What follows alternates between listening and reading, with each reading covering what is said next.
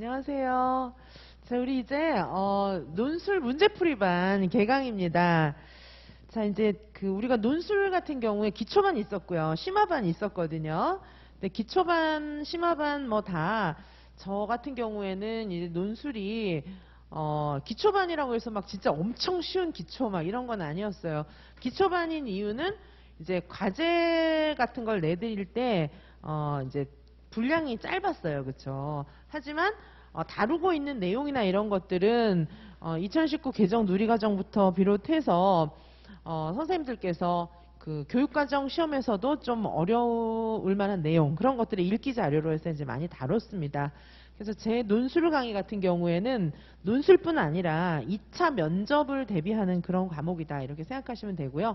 또 교육과정하고 논술하고 2차 면접, 뭐 2차 수업 실현 이런 게 막 딱딱 분리되는 게 아니잖아요. 다 연결성이 있거든요. 자, 그래서 저의 논술 강의를 잘 들으시면 일단은 뭐 교육과정 그리고 2차 면접까지 전체적으로 대비가 된다, 이렇게 생각하시면 되고, 제 논술 강의를 들으시는 모든 선생님들은 이 자료를 잘 놔두셨다가 1차 붙고 나서 2차 시험 보기 전에도 쭉 한번 훑어보실 필요가 있어요. 자료가 그리고 뭐 그렇게 엄청나게 두꺼운 분량이 아니거든요. 대체로 매주 한 50페이지? 그 정도 분량이기 때문에 그렇게 많지 않습니다. 자, 그래서 선생님들께서 이제 논술은 사실은 논술을 말로 하면 면접이다, 이렇게 생각하시면 돼요. 그래서 논술 잘하시면 나중에 이제 면접도 잘하실 수 있습니다.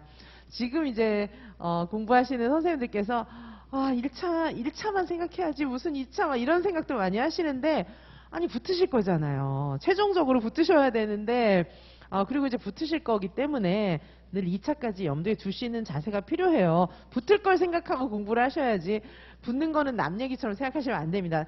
제 수업 들으시는 선생님들은 붙으시기 때문에 붙는 거를 늘 생각하고 공부하시기를 일단 당부드릴게요. 자, 그리고 이제 이 논술 문제풀이반의 일단 특징을 좀 말씀드릴게요. 논술 문제풀이반의 특징은 말 그대로 문제풀이에요. 그래서 요 반 크게 특징 두 가지, 기출을 쭉 한번 리뷰합니다. 기출을 리뷰하는데 이 기출 같은 경우에는 저 심화반에서도 한번 쭉 다 다루어 드렸거든요.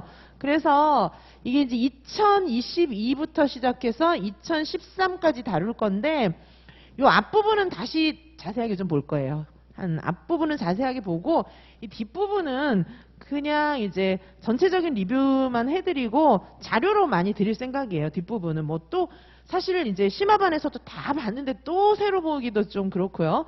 하지만 또 요 강의만 들으시는 선생님들이 계시기 때문에 전체적으로 쭉 드리고 자료도 드리고 이렇게 할 거고요. 후반으로 가면은 이 논제별 실전 모고 문제를 한 문제라도 더 드리는 게 나을 것 같아요.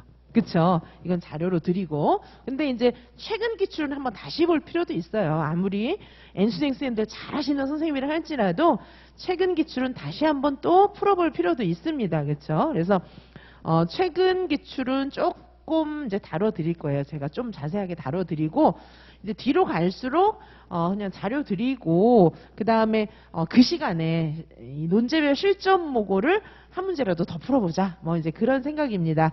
자, 그래서 이 문제풀이반은 일단 논제별로 나누었어요. 나중에 선생님들 시험장에 들어가시기 전에 굉장히 유용할 겁니다. 논제별로 나눠놓은 걸 쭉 드리면은 굉장히 유용할 거예요. 그리고 나중에 이제 뒤로 가서 제가 뭐도 드릴 거냐 하면 논제별 실전 모고를 드리기도 할 것이지만은 논제별 실전 모고 플러스 나중에 이제 이론 정리만 해놓은 것도 드릴 거예요.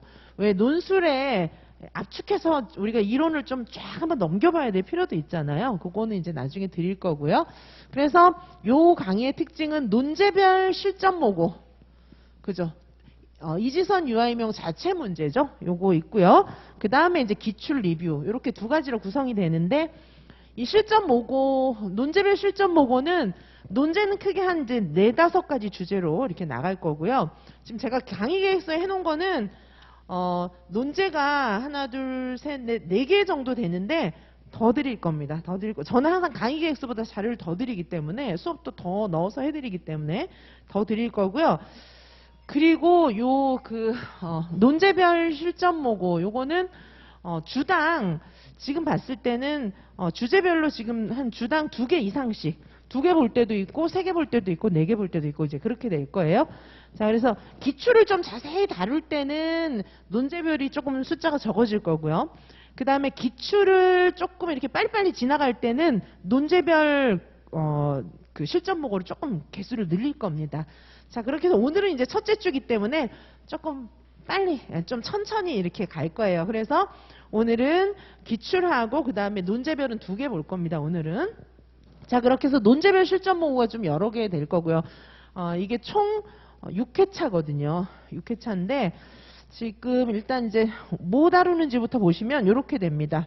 이렇게 돼서 논제예요. 요거는. 그래서 지금 보시면 논제별 실전 모고하고 기출풀이 같이 진행이 되는데 기출 한 요 정도까지는 자세히 볼 겁니다. 기출 요 정도까지는 자세히 보고 요 뒤에는 빨리빨리 보면서 대신에 논제별 문제를 더 늘려서 볼 생각이에요. 자, 그리고 논제도 제가 이렇게 정해놓긴 했지만 이 논제 외에 다른 논제도 좀 더 다룰 겁니다. 그렇죠? 그래서 이제 우리가 논제별로 쭉 정리를 해놓으면은 나중에 이제 시험장 들어가기 전에 쭉 한번 풀어보시기가 굉장히 좋아요. 그래서 이렇게 해드릴 거고요. 자, 그리고 이제 또 뭐가 있냐 하면은 중간 점검 모고. 그러니까 이제 문제가 하나 더 추가되는 거죠. 여기 논제별로 다루는 거 외에 더 추가해서 이제 볼 겁니다. 그렇죠? 자, 그래서 여기 최종 점검 모고를 2번 넣었어요. 이 중간 점검 모고, 최종 모고 이렇게 2번 넣었고 요 2가지 과제는 첨삭해 드립니다. 요거는 개별 첨삭해 드립니다. 그렇죠? 그래서 요 중간 점검 모고 1, 그다음에 최종 모고 해서 모고가 1, 2 두 개인데 요거는 첨삭을 해 드리도록 이렇게 하겠습니다. 그렇죠? 자, 그래서 지금 이제 논제는 보시면 개정 누리 과정과 놀이. 우리 요거 2022에 그 기출문제 2022 논술 기출문제가 개정 누리과정과 놀이에서 난 거잖아요. 완전히. 그쵸? 자, 그래서 요거 좀 다뤄보고요. 요거는 이제 교육과정 내지 면접에도 굉장히 많은 도움이 될 거고 그 다음에 지금까지 시험 문제 난 거를 생각해 본다면 아동생활지도, 부모상담, 교사론, 건강안전 다 여기서 났죠 뭐. 그쵸? 자, 그래서 요 정도 볼 거고 기타 논제까지 조금씩 추가해서 여기 4주차, 5주차 같은 경우에 요 2주차 같은 경우에는 기출보다는 이제 논제를 좀 더 추가하고 해서 문제를 좀 새로운 문제들을 더 많이 보도록 하시겠습니다. 자, 요렇게 전체적으로 진행이 되고요. 그다음에 요 강의의 특징 같은 경우에 보시면 말씀드렸지만 제 강의는 대학교 수준이 출제했다. 요거 염두에 두시고요. 대학교 수준이 출제한 논제별 실전 모의고사를 많이 볼 수 있다는 거죠. 그래서 대학교 수준이 함께 출제한 문제들이다 보니까 요게 교육과정하고 2차 시험하고 논술 시험하고 다 그쵸? 어디서 날지 모르는 그런 주제들을 다 다루고 있어요. 그래서 선생님들께서 요 대학교 수준이 출제한 거 기억을 해주시고 제가 드리는 문제들을 하나하나 좀 염두에 두시기 바라겠습니다. 이 논술의 장점은 또 뭡니까? 한번 쭉 써보기 때문에 기억이 또 확실히 나요. 교육과정에서 다룰 때보다 더 기억이 잘 날 가능성도 많아요. 자, 그래서 논술에 작년 같은 경우에 제가 논술에서 다뤄준 문제가 교육과정에 많이 났어요. 교육과정 시험에 많이 났고 그 다음에 뭐 당연히 면접에도 많이 났습니다. 그죠? 자, 논술에도 이제 당연히 나고요. 자, 그래서 이게 전방위적으로 출제가 많이 되기 때문에 열심히 공부하시기 바라는데 논술로 본 건 오히려 기억이 더 잘 난다. 이렇게 생각하시면 되겠습니다. 자, 그리고 1:1 첨삭 지도는 2번 이렇게 이루어지고요. 제가 직접 첨삭해 드립니다. 직접 첨삭 채점해 드립니다. 저는 1차든 2차든 뭐 밤을 새도 2차 뭐 앞두고 진짜 밤샌 적도 많은데 밤을 새더라도 제가 다 첨삭해 드리고 채점 다 해 드려요. 자, 왜냐하면 제가 직접 해 드려야 이제 선생님들한테 가장 많은 그런 실력 향상을 가져다 드릴 수가 있습니다. 자, 이제 그냥 뭐 선생님들끼리 스터디나 이런 데서 뭐 채점도 하고 첨삭도 하고 이렇게 하시는데 물론 열심히 노력하시는 것은 굉장히 좋으나 그 첨삭이나 채점 결과를 신뢰하기는 조금 어려워요. 그렇죠?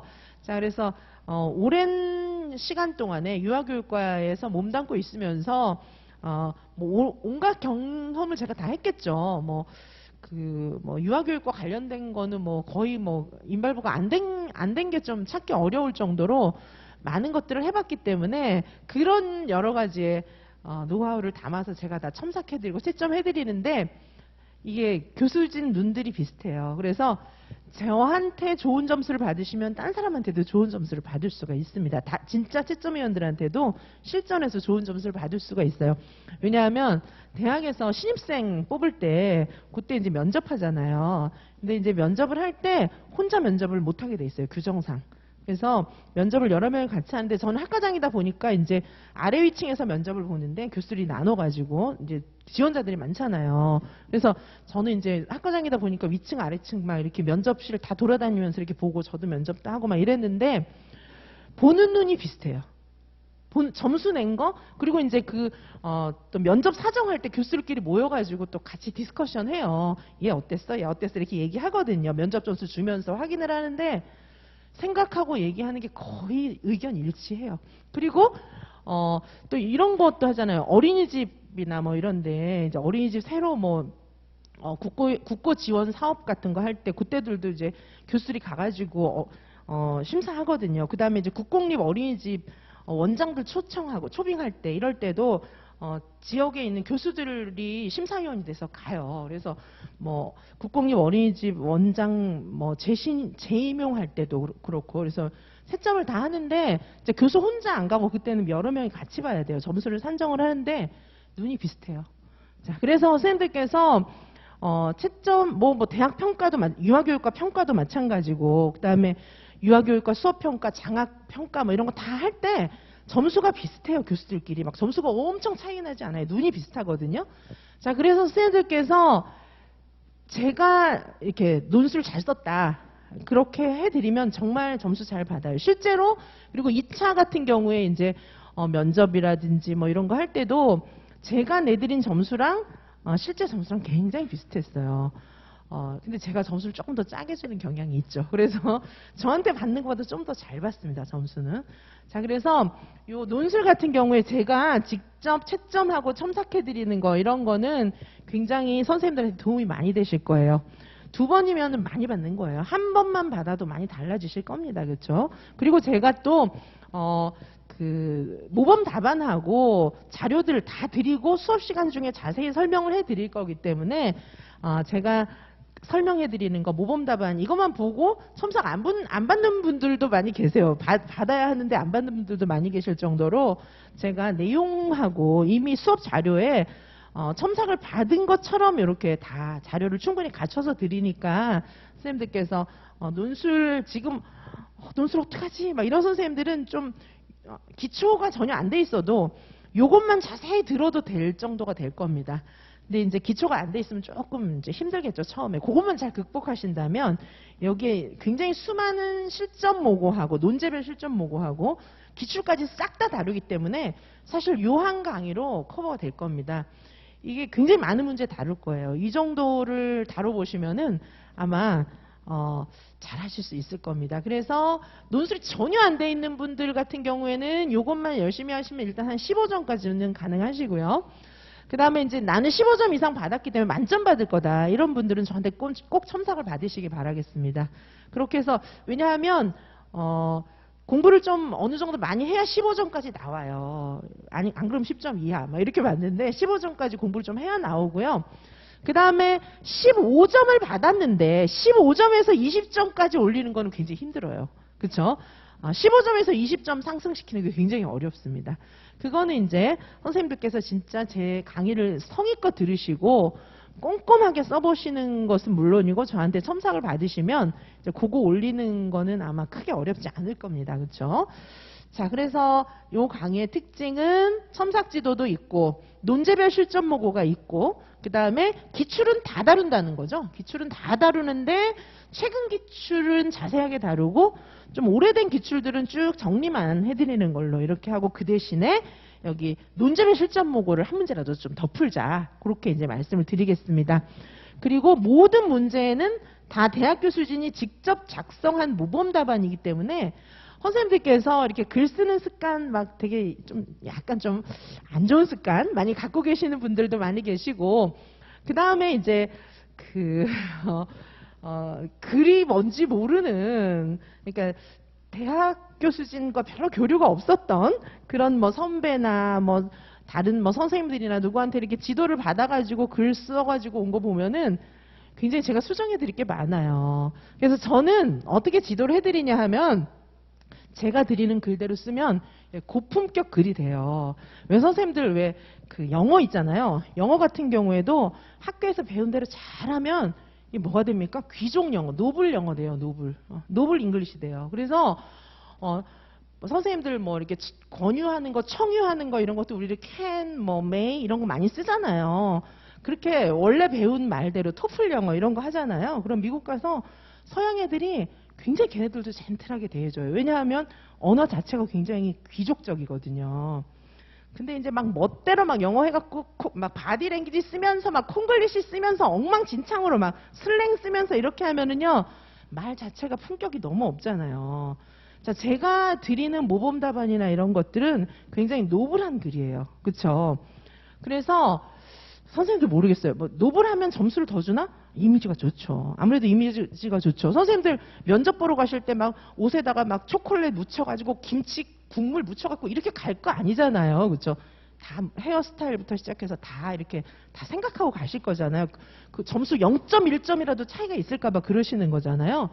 논술도 마찬가지예요. 선생님들이 막 어디서 막 배워왔는지 모르겠는데 막 이상한 거 글 쓰는 게 업이었던 교수들의 경우에는 그런 걸 보면은요 완전히 무슨 저 뒷골목 영어 쓰는 것처럼 있잖아요. 그런 느낌을 받아요. 그러면 좋지는 않습니다. 그래서 제가 다 고쳐드리는데 꼭 어떻게 말씀하시는 분들이 계시냐면 이렇게 써서 제 친구 만점 받았대요. 이렇게 말씀하시는데 그 친구분은 아마 다른 걸 잘했을 거예요. 그래서 자꾸 이상한 사례 생각하지 마시고요. 정통으로 이렇게 쓰시기 바라겠습니다. 그래서 좀 글을 쓰시는데 품격 있게 써야지 저기 막 뒷골목 글처럼 있잖아요.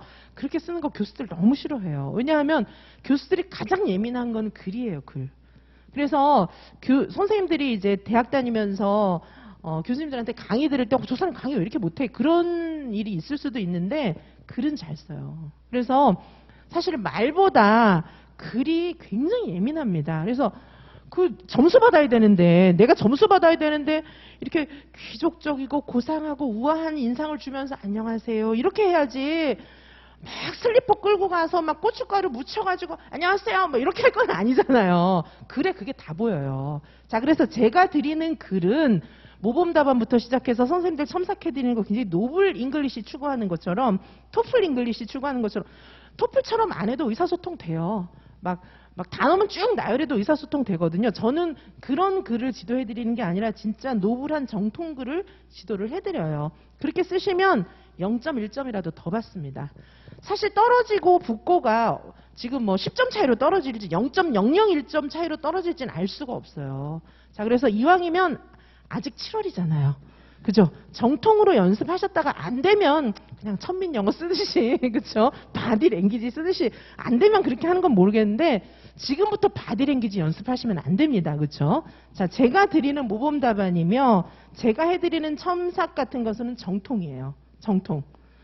괜히 막 이렇게 천민 스타일을 글 쓰는 거 제가 몇 가지 예들어 드릴 게 있는데 그러면 또 이제 다른 선생님들이 또 그렇게 가르쳐 드렸는지 제가 알 수가 없기 때문에 수험생들 글 보고 제가 여기서 공개적으로 말씀드리긴 좀 뭐 해서 그건 참 말씀을 안 드리는데 완전히 막 이렇게 천민 뒷골목 교수들은 그런 거 너무 싫어해요. 너무너무 싫어해요. 이렇게 착한 교수들은 점수 안 깎겠지만 예, 좀 못된 교수들은 깎아요.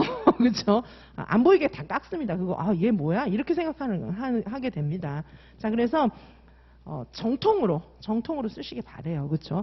교수들이 점수 채점하면서 줄 수 있는 점수의 융통성의 폭이 좀 있어요. 시킨 대로 뭐 교수들이 무슨 저급 노동자도 아니고 재량권 안 주면은 안 하죠. 전문성이 있는 사람들한테 이대로 하세요 이렇게 하기는 어려워요. 어느 정도 재량권을 줍니다. 자, 그래서 선생님들께서 제가 말씀드리는 대로 노블한 글쓰기 하시는 거 연습하시면 나중에 그게 면접에도 도움이 돼요. 막 이렇게 무례해 보이거든요. 막 글 막 아무렇게나 쓴 거 보면 너무 무례해 보이고 굉장히 스트레스 받아요. 글 막 접속사도 다 틀리고 막 이렇게 하면은 왜냐하면 본능적으로 교수들은 그걸 접속사가 있으면 그거하고 대치되는 내용을 찾아요. 이게 습관이 돼 있기 때문에 찾아요. 그리고 글을요 이렇게 사선으로 읽어도 다 들어옵니다. 아, 이 용어가 틀렸구나. 개념이 틀렸구나. 이게 다 들어와요. 그래서 그게 이제 굉장히 깐깐하게 이렇게 읽혀져요. 글들이. 그렇죠? 자, 그래서 제가 그런 거 다 커버하는 거를 일단 수업 시간에 제 글로 설명을 해드리고 그 다음에 첨삭도 이제 그렇게 해드리도록 하겠습니다. 자, 그래서 저랑 함께 하시면 굉장히 정통, 노블한 글쓰기가 완성이 되고 그런 경우에는 정말 그죠? 막 완전 틀린 거는 점수를 깎을 수밖에 없겠지만은 이미지가 좋기 때문에 0.1, 0.001이라도 더 받아요. 선생님들 왜 채점에 오류 공부하셨잖아요. 후광 효과가 있다. 후광 효과는 분명히 있어요. 자, 그래서 선생님들 글쓰기 정통, 노블한 글쓰기, 굉장히 수준 높은 격조 있는 글쓰기 제 글을 통해서 연습하시기 바라겠습니다. 자, 지금 7월이기 때문에 이렇게 막 자꾸 편법을 찾지 마시고 정식으로 가는 길을 찾아서 승부하시기 바라겠습니다. 만점에 도전하시기 바라겠습니다. 자, 잠시 후에 수업으로 뵙겠습니다. 감사합니다.